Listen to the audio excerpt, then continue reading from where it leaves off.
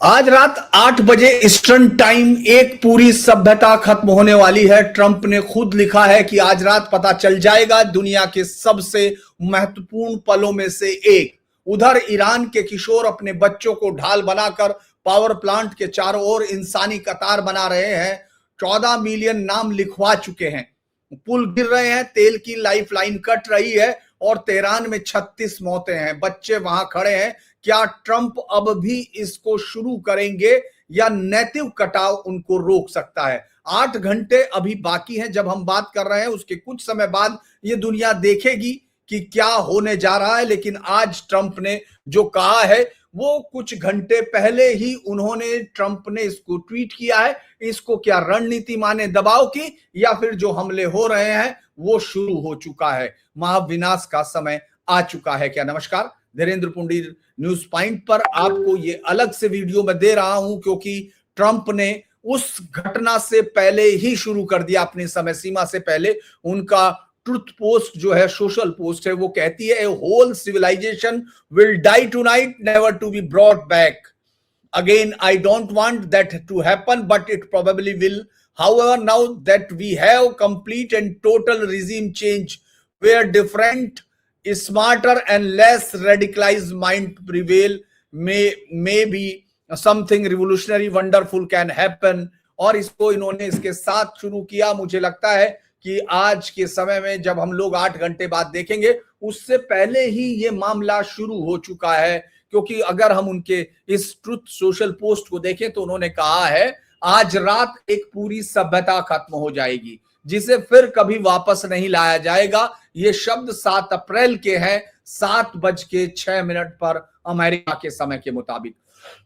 माफ कीजिएगा, अपने समय सीमा से 13 घंटे पहले ट्रंप जो कह रहे हैं वो कह रहे हैं कि हमें आज रात पता चल जाएगा, जो कि दुनिया के सबसे लंबे और जटिल इतिहास के सबसे महत्वपूर्ण पलों में से एक होगा। 47 साल की जबरन वसूली, भ्रष्टाचार और मौत का सिलसिला आखिरकार आज खत्म हो जाएगा।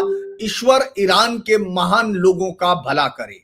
इसके साथ उन्होंने अपनी ट्रुथ सोशल पोस्ट खत्म की है और कुछ घंटे बाद ही इन्हीं महान लोगों ने अपने बिजली संयंत्रों के चारों ओर एक ह्यूमन चेन खड़ी कर दी है। ईरान की युवा और किशोरों की सर्वोच्च परिषद सभी युवाओं, खिलाड़ियों, कलाकारों, छात्रों, विश्वविद्यालय के विद्यार्थियों और उनके प्रोफेसरों से आह्वान करती है कि वे बुनियादी ढांचों के चारों तरफ खड़े हो जाएं जिन्हें अमेरिका के राष्ट्रपति ने नष्ट करने का वादा किया था। इस अभियान का नाम उन्होंने दिया है एक उज्जवल भविष्य के लिए ईरानी युवाओं की इंसानी कतार।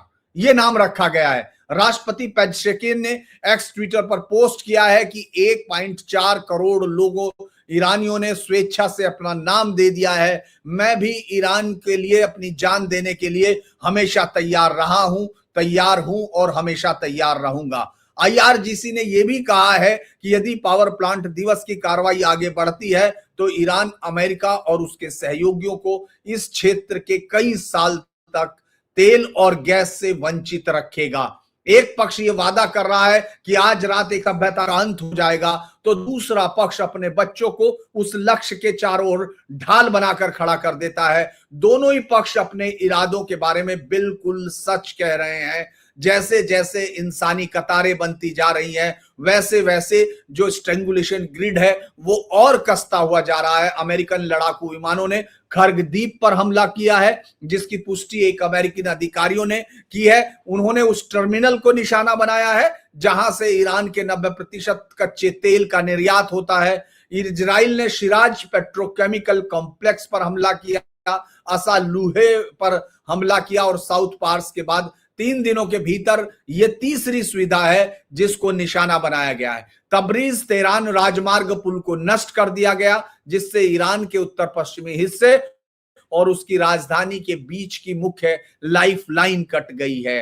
काशान रेलवे पुल को भी नष्ट कर दिया है, जिसमें 2 लोगों की जान गई थी। और खुर्रमाबाद शहर के हवाई अड्डे पर भी हमला किया गया है। शरीफ विश्वविद्यालय की अनुसंधान इमारतों को नुकसान पहुंचा।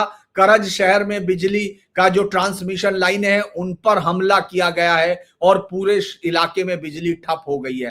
तेहरान के रियासती हमलों में जो किया गया है उसमें अल्बोर्ज, शहरयार और परदेश क्षेत्रों में कुल 36 लोगों की मौत होने की खबर अभी तक आ रही है। एक फोटोग्राफर ने खोरासानिया में सिनेगॉग के आधे हिस्से के तबाह होने की तस्वीरें भी ली हैं। आज सुबह ईरान ने, चूंकि जब सऊदी अरब के पूर्वी प्रांत पर 7 बैलिस्टिक मिसाइल दागी, सऊदी अरब के किंग फहद काजवे को बंद किया गया है, जो बहरीन जाने का एकमात्र रास्ता है। तो जो कुछ हो रहा है उसकी बनावट आपको साफ दिखाई दे रही है। पुल ईरान को खुद से काट देते हैं। पेट्रोकेमिकल हमलों से ईरान की निर्यात से होने वाली कमाई कट जाती है। खर्ग पर हुए हमलों से ईरान की जीवन रेखा कट रही है। आईआरजीसी के शीर्ष नेतृत्व पर हुए हमलों से सेना का कमांड ढांचा अपनी टुकड़ियों से कट जाता है और इंसानी कतारें अमेरिका को इस बात के नैतिक अधिकार से काटने की कोशिश कर रही हैं कि इस संघर्ष के अंतिम चरण को कैसे अंजाम दिया जाए। यानी हर तरह का जुड़ाव काटा जा रहा है। सवाल यह है कि कौन सा जुड़ाव कटाव सबसे ज्यादा मायने रखता है, वो भौतिक कटाव जो ईरान की अर्थव्यवस्था को अलग थलग करते हैं, या वह नैतिक कटाव जो अमेरिका की विश्वसनीयता पर उसके सहयोगी के बीच में जिस तरह का लगातार सवाल उठा रहा है, वो ज्यादा सवाल करती है। क्योंकि इसके साथ हम लोग ये बता दें आपको, इस समय जो वहां कई जगह पर अटैक हुए हैं, मैंने आपको बताया खर्ग आइलैंड, ये तमाम चीजों, लेकिन कोम और कासान के पुलों को नष्ट कर दिया गया है।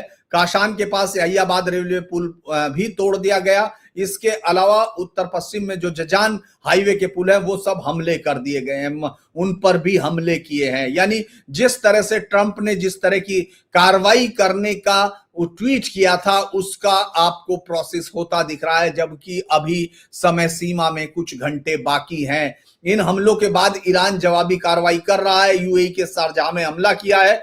ईरान पहले ही कह चुका है कि वो शांत नहीं बैठेगा।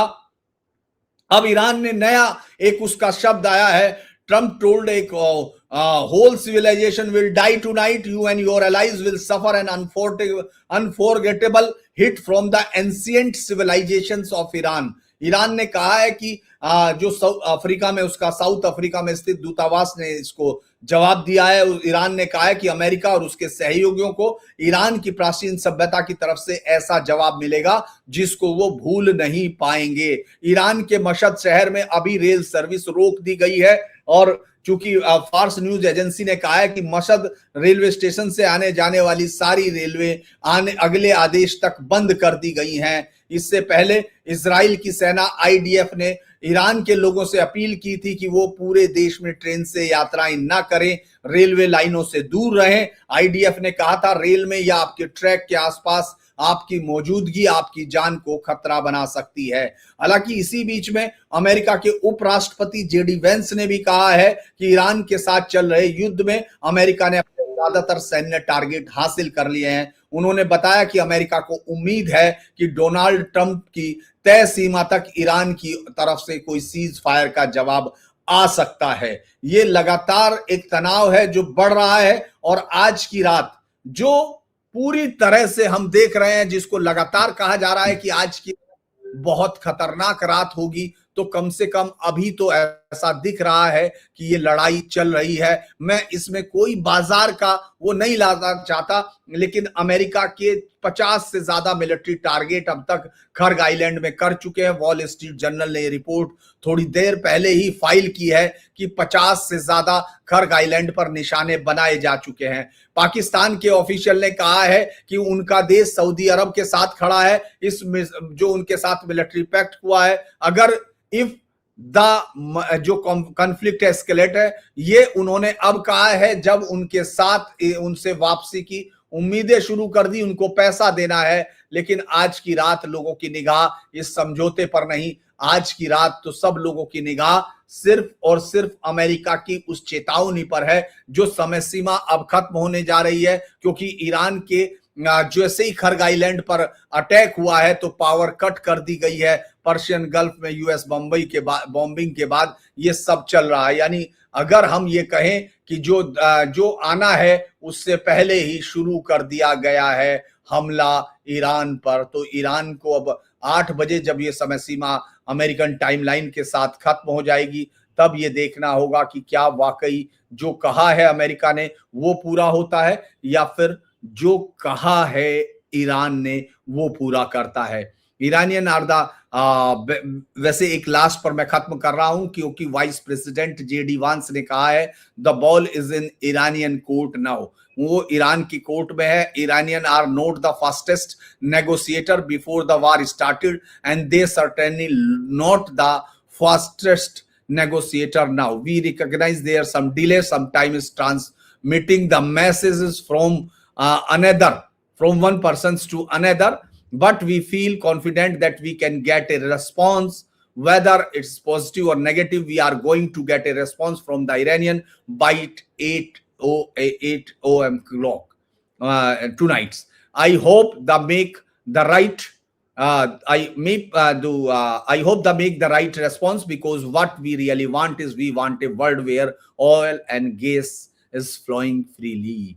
तो अब कुछ देर और इंतजार करते हैं दोस्तों।